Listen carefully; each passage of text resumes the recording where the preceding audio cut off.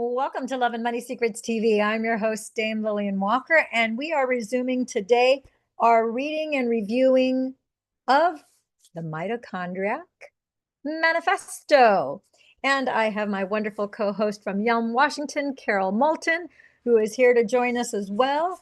And so before we jump into this subject matter, I'm going to put my non-prescription glasses. That's right, my friends and gems. I no longer wear prescription glasses. Now I just have these readers with blue blockers in them. And I'm very excited because my eyesight no longer requires prescription glasses. Okay, so we're going to start on page 62. And it says here, but why does heteroplasmy affect one organ and not another? That's a fantastic question, actually. And it says here, each organ has different energy needs. So a loss of mitochondrial efficiency in a high energy consumer disproportionately affects it more than other organs. The brain, for example, has the highest energy demand with low reserves. It's 2%, just 2% of the body weight, but uses 14% of the blood flow and 20% of the oxygen.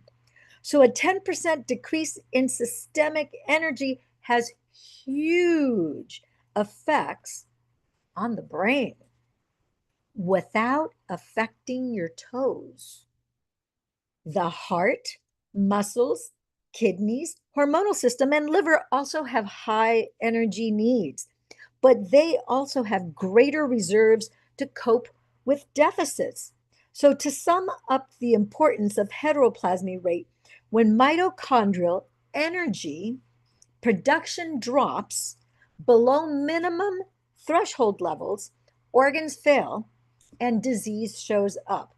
I'm going to stop and pause here because I wish that they had compared the requirements of the brain, which only makes up, the brain's only about 2% of your body.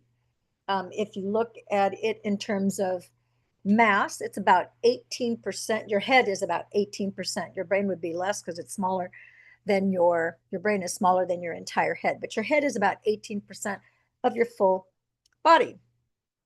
And it's talking about how, because you're the average males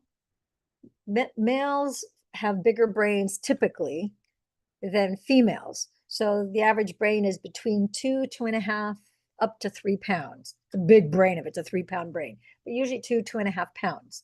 So it only makes up about 2% of your entire body.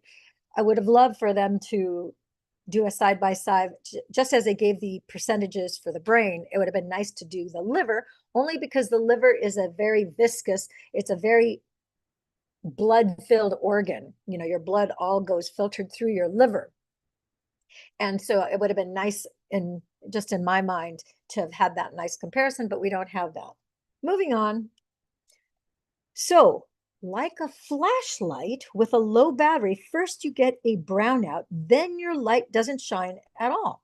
Indeed, cutting-edge thinkers believe heteroplasmy rate will soon become one of the most accurate measurements of just how much time you have left before disease shows up. To illustrate, let's just make up some numbers and say diabetes shows up when your heteroplasmy rate crosses 45%.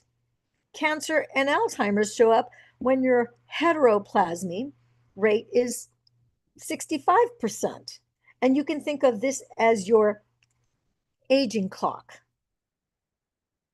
Until those numbers are worked out, percent heteroplasmy rate represents how productive your mitochondria are at producing ATP, electrical charge, magnetic field, and water. Okay, I'm going to pause here because our body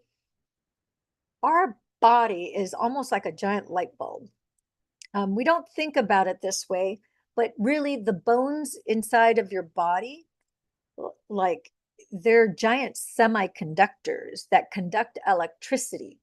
As you know, your blood comes from the bone marrow, and the bone marrow then, sends the blood through your liver, through every organ of the body, right? And everything has an electrical charge inside your body. Every single cell has electrons, protons, neutrons, positrons, electrons.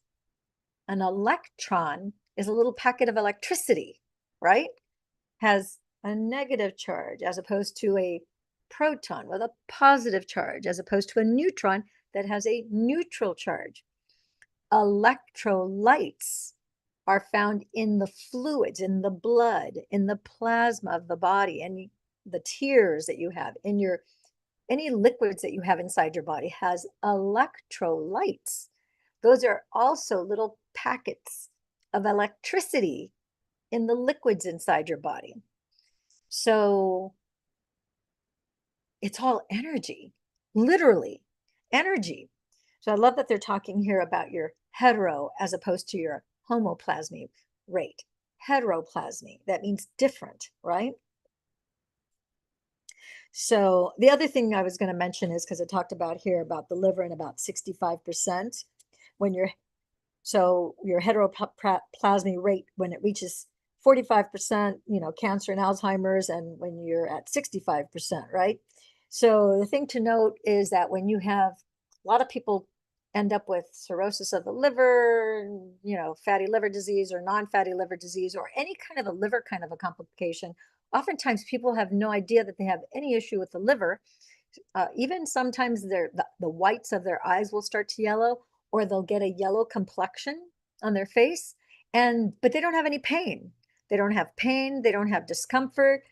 They're relatively symptom-free, unaware that they have issues with their liver, not paying attention to the yellowness of their skin. By the time you have yellowness of the skin, and definitely if you have yellowness of the eyes, that's called jaundice. That's pretty serious. That means that your bilirubin levels are very high and things are out of whack.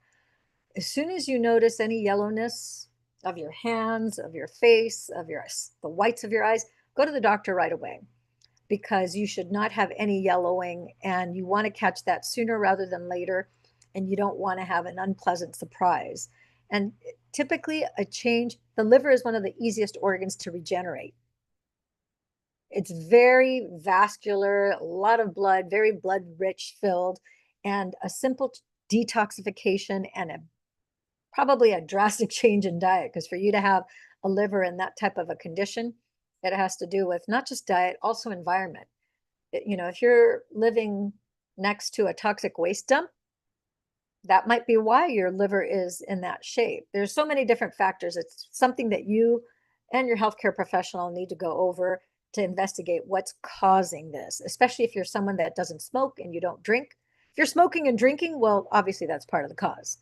But if you're not smoking and you're not drinking and you don't do a bunch of drugs, prescription or non-prescription or both, then it's got to be something environmental and what you're eating, and also what you're putting on your skin, what you're absorbing through chemicals in your home, detergents and things like that. So it does warrant a little bit more, a battery of questions, if you will. Okay. And it can be reversed. Nothing in the body is permanent. Okay. So until those numbers are worked out, percent heteroplasmy rate represents how productive your mitochondria are at producing ATP, electrical charge, magnetic field, and water.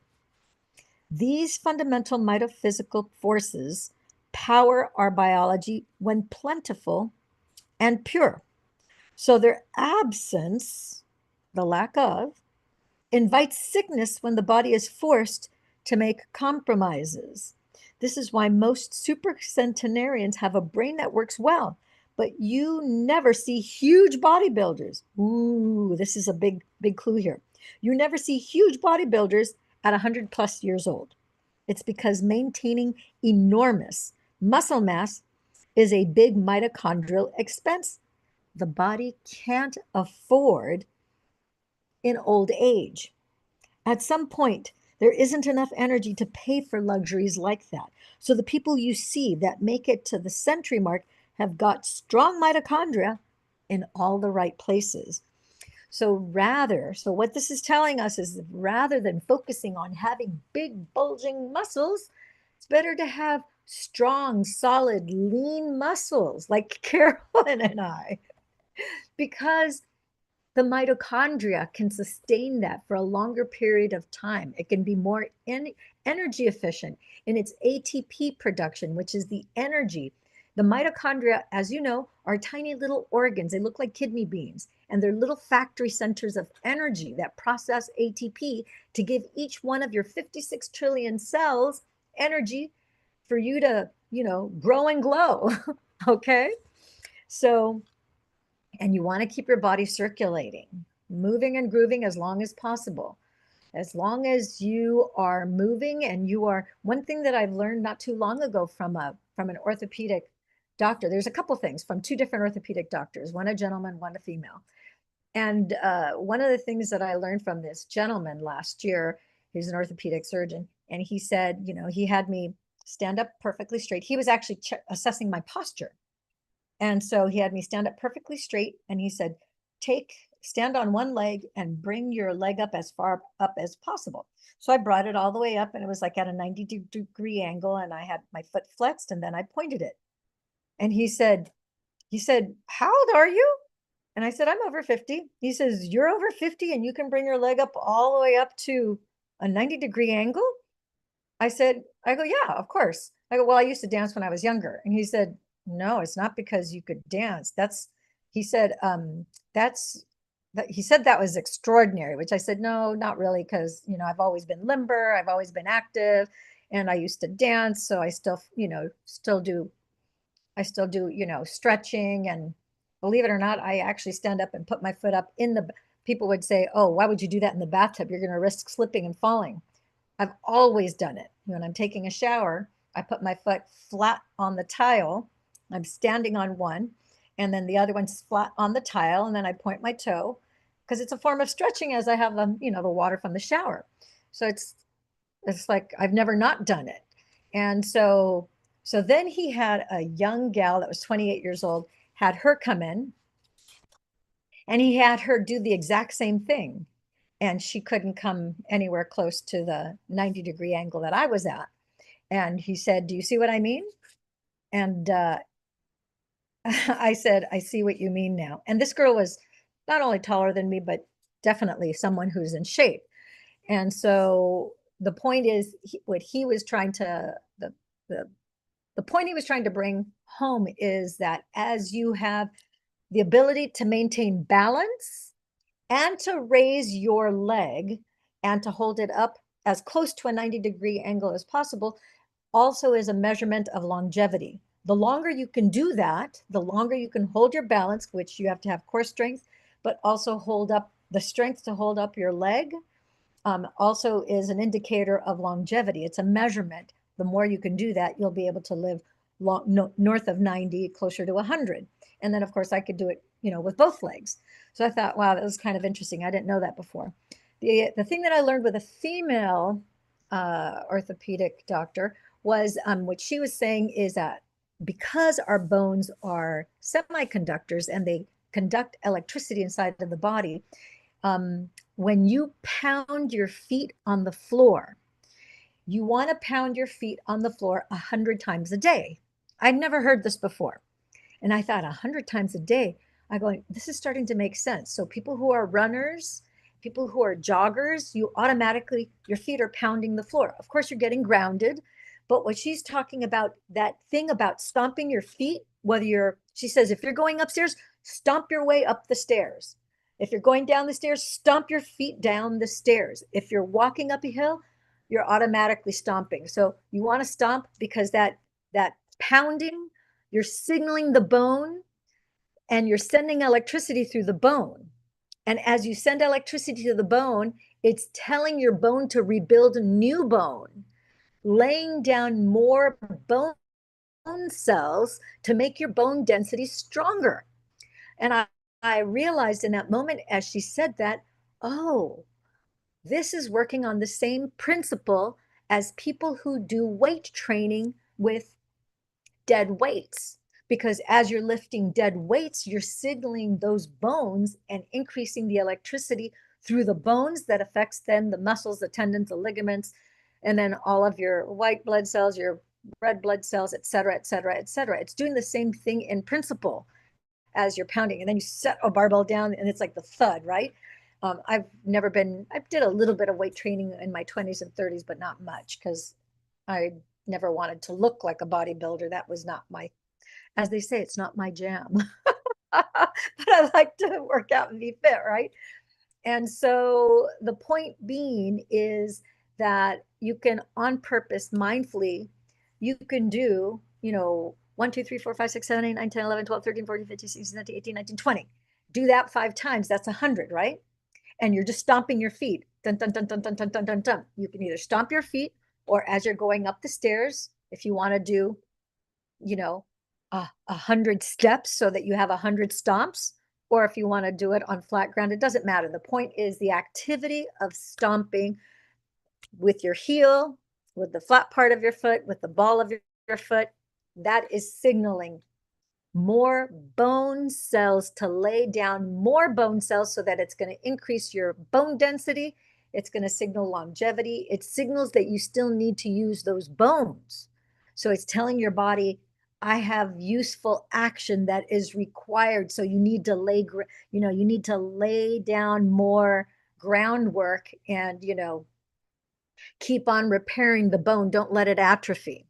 So I thought that was a great thing to become aware of. Okay, if you take nothing away other than that one point of stomping your feet, stomping on steps, doing 100 stomps every day, I think that would be great. And you can, like I say, you can tickle 2 or 3 feet with one feather. As you're doing your stomps, you can do it outside in the sun, facing east, so that now when you're going outside in the morning to get that morning sun, after sunrise, before 10 a.m., whether it's grass, dirt, sand, doesn't matter. You can do those steps. You can do those stomps. You're getting grounded. You're getting the vitamin A, vitamin D. You're getting the fresh air. You're getting your circulation going. You're doing multiple things for your benefit. That's part of your self-care. All right. I think that's a great place for us to stop. When we return, that was page 62. We just did that first section on page 62 here. When we return, we'll come back to, is there a test to measure heteroplasty, the heteroplasmy rate? And obviously there must be, otherwise we wouldn't have the percentages that we just talked about a few minutes ago. So I'm going to put here, we are going to come back to that. There's got to be a test or they wouldn't have quoted that in the previous section. So thank you, my friends and gems, for tuning in, tapping in, turning on. Do check out this book, The Mitochondriac Manifesto by R.D. Lee. Fantastic book. We are about a quarter of the way through this book. We started this last year and we are savoring every little piece. It's based on the work of Dr. Jack Kruse, who is originally an oral surgeon, and he's my mentor. We call him Uncle Jack, and he is a brain, neck, and spine surgeon. Phenomenal human being. Look him up on YouTube. He's also known as the father of photobiomodulation. And as always, if you guys have questions, comments, concerns, want to get started, want to find out if activating your original master cells would help whatever symptoms you're experiencing or suffering from, or if you just want to reverse age, reach out to me. You can call my office, 949-478-2221. If somebody referred you to this video, make sure you get back to that person and they can help you get started. Or if there's someone on my team, of course, you can always give me a call. Let me know who it is that introduced you to this life-saving technology, and we'll take excellent care of you. All right, take care. Thanks for tuning in. And Carol, thanks for being here on this show with us. And make sure you share this video